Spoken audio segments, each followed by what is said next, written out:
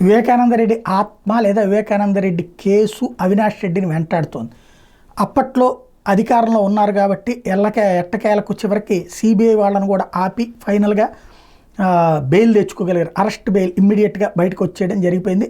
జైలుకి వెళ్లకుండా కాపాడుకోగలిగాడు అవినాష్ రెడ్డి.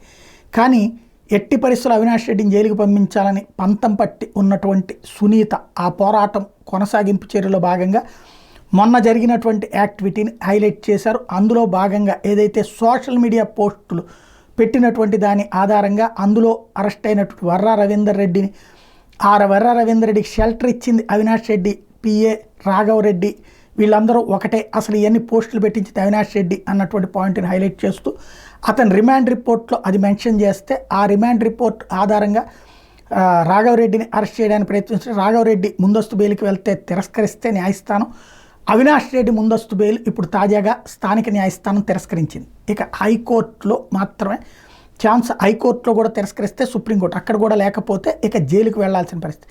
అవినాష్ రెడ్డిని జైలుకు పంపించాలన్నటువంటి సునీత కోరిక, అదే సందర్భంలో అనేక మంది తెలుగుదేశం పార్టీ అభిమానుల కోరిక తీరుతుందా చూడాలి.